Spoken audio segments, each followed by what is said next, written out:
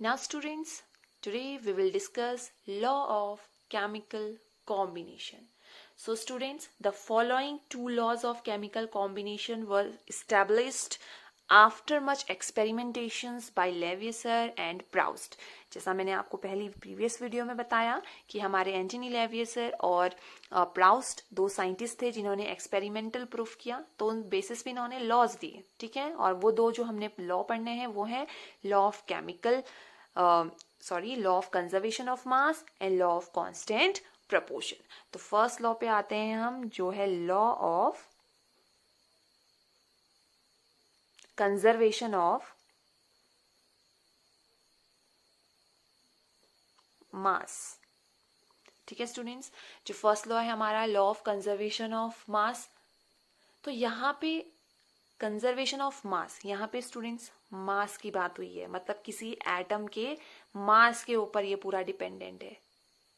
तो यहाँ पे बोला है जब भी कोई भी केमिकल रिएक्शन होती है स्टूडेंट्स, सपोज आपका कार्बन है, कार्बन को मैंने कहा आपने बर्न करना है, और ऑक्सीजन की प्रेजेंस में कोई भी चीज बर्न होती है, आपको पता है अगर ऑक्सीजन नहीं है तो कोई भी चीज का कंबशन नहीं होता है।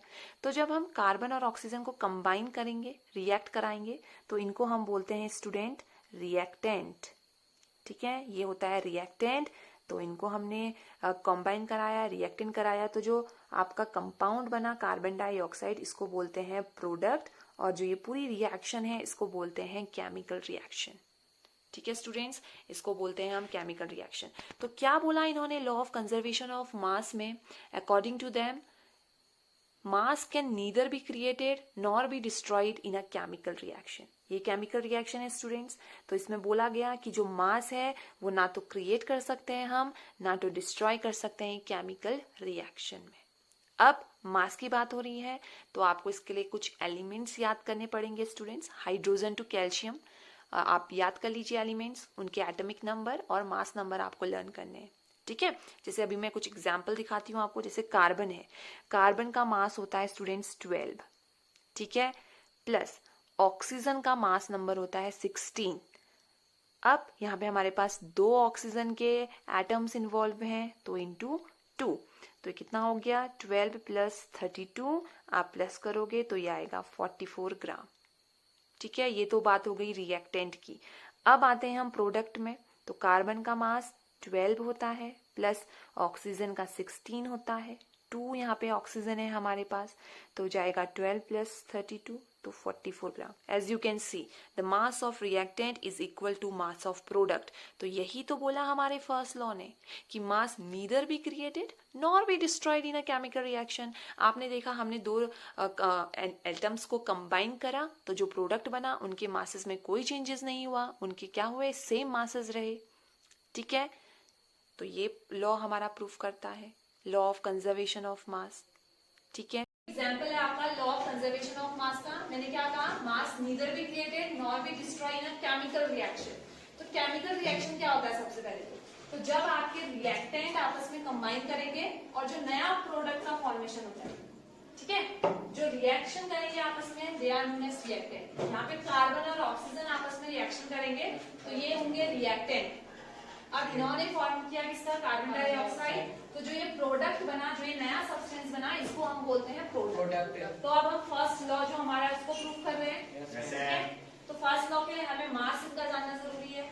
तो जो कार्बन होता है, कार्बन पे होता है 12 मास। ठीक है, तो जो कार्बन का मास होता है वो होता है 12, और मास को हमेशा पावर में लिखते हैं। ठीक है, कार्बन का जो मास होता है वो 12 होता है। इसको आप लर्न करोगे जब मैं आपको पीरियोडिक टेबल लर्न करने के लिए दूंगी। अब ऑक्सीजन का होता है 16। ठीक है, ऑक्सीजन का जो मास होता है वो होता है 16, और यहाँ पे हमारे पास दो ऑक्सीजन है, तो ये कितना हो जाएगा 16 इंटू 2, तो कितना हुआ ये 32। तो ऑक्सीजन का आ जाएगा 32। तो 12 प्लस 32 करो, कितना हो गया 44। Yes ma'am. तो जो हमारे रिएक्टेंट का मास है वो आ गया 44 ग्राम। ठीक है, कितना आया। अब आते हैं हम प्रोडक्ट में। कार्बन का कितना 12, यस मैम, प्लस ऑक्सीजन का 16 होता है। कितने ऑक्सीजन है यहाँ पे 2, कितना हो जाएगा 32, प्लस करोगे तो 44। तो आप देख रहे हो mass of reactant is always equal to mass of product. Yes, कि ma'am. Mass neither be created not be destroyed in a chemical reaction. ये आपकी केमिकल रिएक्शन ही तो थी। Yes, जब आपने ma'am. दो एटम्स ने आपस में कंबाइन किया, Yes, ma'am. एक नया कंपाउंड का फॉर्मेशन किया, यहाँ पे केमिकल चेंज हुआ है, मींस केमिकल रिएक्शन ने टेक प्लेस किया है। Yes, ma'am. अब जब हमने इसका मास को कैलकुलेट किया तो हमने ऑब्जर्व किया कि जो मास है वो क्या हुआ इनका, इक्वल आया, means there is no change. Now students, second law that is law of constant proportion. तो इसमें क्या हुआ, जो हमारे साइंटिस्ट थे Lavoisier along with other scientist noted that many compounds were composed of 2 और मोर एलिमेंट्स। ठीक है, उन्होंने क्या ऑब्जर्व किया कि बहुत सारे कंपाउंड्स ऐसे थे जो एक से ज्यादा एलिमेंट से मिलकर बने हैं, and each such compound had the same elements in the same proportion, है ना। तो जैसे in a compound such as water, अगर हम बात कर लें स्टूडेंट्स वाटर की हम बात करें अगर, तो the ratio of the mass of hydrogen to the mass of oxygen is always 1:8। आप वो वाटर का सोर्स कहीं से ले लें, ठीक है, अब भले ही वो वाटर आपका पॉन्ड वाटर हो, सी वाटर हो, कहीं का भी पानी हो, अगर आप उसका प्रपोर्शन कैलकुलेट करने जाओगे तो वो हमेशा फिक्स रहेगा, डेट इज 1:8। तो क्या डेफिनेशन निकली इस लॉ की, तो this law was stated by Proust and he said that in a chemical reaction the elements are always present in definite proportion by mass। हमेशा जो उनका प्रपोर्शन रहेगा वो क्या रहेगा, डेफिनेट रहेगा, कांस्टेंट रहेगा। जैसे मैंने बात की आपकी वाटर की, हाइड्रोजन का मास होता है स्टूडेंट्स 1, यहाँ पे 2 मॉलिक्यूल इन्वॉल्व होते हैं, ऑक्सीजन का होता है 16। तो 2, क्योंकि हम यहाँ पे रेशियो की बात कर रहे हैं तो यहाँ पे प्लस नहीं आएगा, यहाँ पे रेशियो का साइन आएगा। 16, 1 और 8, 2 की टेबल से दोनों कट होते हैं, तो आ गया आपका 1:8। ठीक है, अगर हम बात करें कार्बन डाइऑक्साइड की, CO2 की, कार्बन होता है 12, ऑक्सीजन 16 और 2 मॉलिक्यूल है।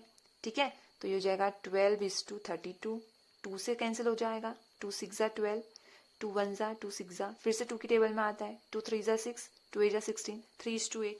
तो कार्बन डाइऑक्साइड आप कहीं से भी लें तो उसका रेशियो क्या रहेगा, हमेशा 3:8।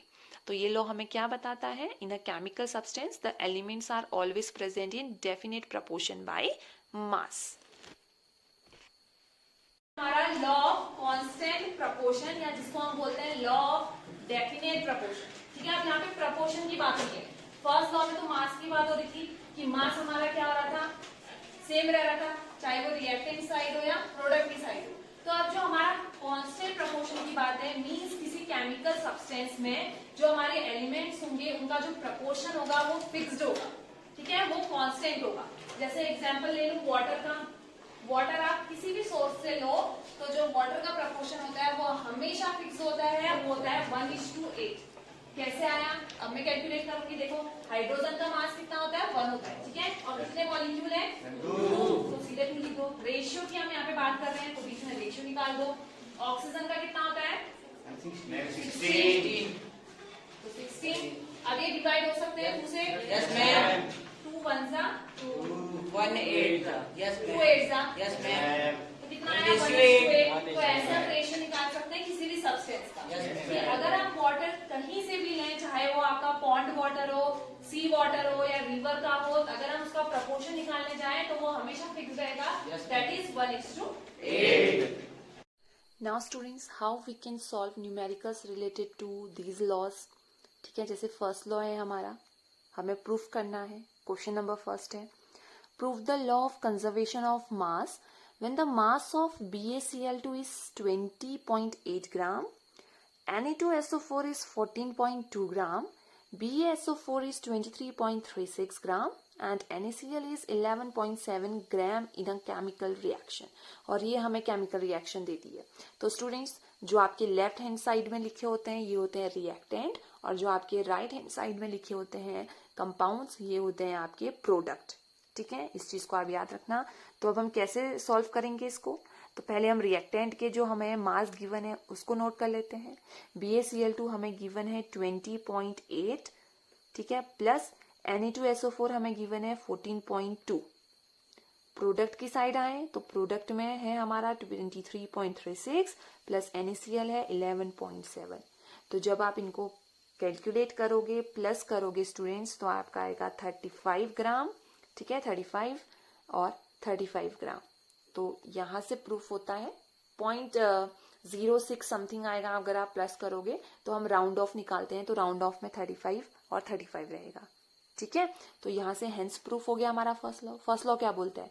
मास of reactant is equal to mass of product. तो यहाँ पे आ गया। देखिए इतना सिंपल है इस तरीके के न्यूमेरिकल्स को सॉल्व करना।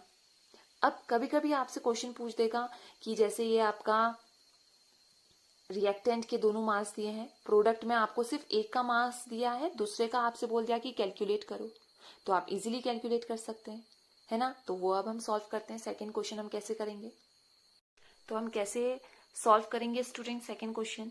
जैसे calculate the mass of carbon dioxide released in the reaction when 6.3 gram of NaHCO3 is added to 15.0 gram of ethanoic acid solution and 18.0 gram of residue left behind. तो सबसे पहले जो आपका केमिकल रिएक्शन है उसे लिख लीजिए। रिएक्टेंट को आपने प्लस किया, फिर जो आपका लेफ्ट हैंड साइड में है उसको राइट हैंड साइड किया और लेकर आओगे तो माइनस हो जाएगा। तो यहाँ से हमारी वैल्यू हम इजीली कैलकुलेट कर सकते हैं। ठीक है, अब हम सॉल्व करते हैं हमारे जो सेकेंड लॉ है, लॉ ऑफ कांस्टेंट प्रोपोर्शन, उसके न्यूमेरिकल्स को हम कैसे कर सकते हैं। Now students, question is verify the law of constant proportion for an experiment in which 2.06 gram of copper forms 2.576 gram of copper oxide. ठीक है, and in another experiment 7.344 gram of copper oxide reduces to form 5.87 gram of copper. अब हमें पता है जब हम constant proportion की बात करते हैं तो उसमें दोनों अलग अलग एलिमेंट्स की हम बात करते हैं। कॉपर गिवन है स्टूडेंट्स, बट जो ऑक्सीजन है वो गिवन नहीं है। ठीक है, तो सबसे पहले हमारा काम क्या होगा, हमें दोनों एक्सपेरिमेंट्स में ऑक्सीजन को कैलकुलेट करना पड़ेगा, ऑक्सीजन का मास कितना निकलेगा। ठीक है, so in the first experiment mass of oxygen, और कैसे हम कैलकुलेट करेंगे, मास ऑफ कॉपर ऑक्साइड में से कॉपर को माइनस कर देंगे तो हमें पता चल जाएगा ऑक्सीजन का मास कितना है। ठीक है, कैन बी कैलकुलेटेड एज, तो कैसे हम कैलकुलेट करेंगे, कॉपर ऑक्साइड माइनस कॉपर को। तो कॉपर ऑक्साइड की वैल्यू कितनी है फर्स्ट एक्सपेरिमेंट के लिए, वो है 2.576। ठीक है, और कॉपर की वैल्यू कितनी है 2.06। तो इनको अगर हमने सॉल्व किया, माइनस किया, तो हमारा आएगा 0.516। तो ये आ गई किसकी वैल्यू, ऑक्सीजन की। तो अब प्रपोर्शन निकाल लेते हैं। ठीक है, प्रपोर्शन कैसे निकालेंगे, डिवाइड करेंगे हम। ठीक है, mass of copper divided by mass of oxygen. तो वैल्यूज पुट करोगे, तो वैल्यूज पुट कर लीजिए आप। मास ऑफ कॉपर का कितना है 2.06, ऑक्सीजन का मास कितना आया अभी हमने कैलकुलेट किया 0.516। डिवाइड करोगे स्टूडेंट्स तो आपका ये आएगा 3.9/1, या अप्रॉक्स 3.9 को हम 4 बोल सकते हैं। डिवाइड के लिए रेशियो 1, 4:1 फर्स्ट एक्सपेरिमेंट से। अब हम निकालते हैं सेकेंड एक्सपेरिमेंट में भी क्या इतना ही आएगा। अगर 4:1 आया तब वो हमारे second law of constant proportion को वेरीफाई करेगा। ठीक है, तो अब सेकेंड एक्सपेरिमेंट में हम पहले ऑक्सीजन की वैल्यू पुट कर लेते हैं। कॉपर ऑक्साइड की वैल्यू है उसमें 7.344 है। ठीक है, और कॉपर की है -5.876। इसको माइनस करेंगे तो हमारा आएगा 1.468। ठीक है, अब हमने क्या कैलकुलेट करना है, इसका मास कैलकुलेट करना है, मास प्रपोर्शन का। तो mass of copper divided by mass of oxygen, तो ये आपका आएगा 5.876 अपॉन 1.468। तो जब हम इसको डिवाइड करेंगे तो हमारा रेशियो आएगा 4:1। तो यहां से हमारा सेकेंड लॉ भी वेरीफाई होता है। तो इस तरीके के न्यूमेरिकल्स पूछे जाते हैं students, law of conservation of मास और लॉ ऑफ कांस्टेंट प्रपोर्शन में। तो आप इस तरीके से इनको सॉल्व करेंगे।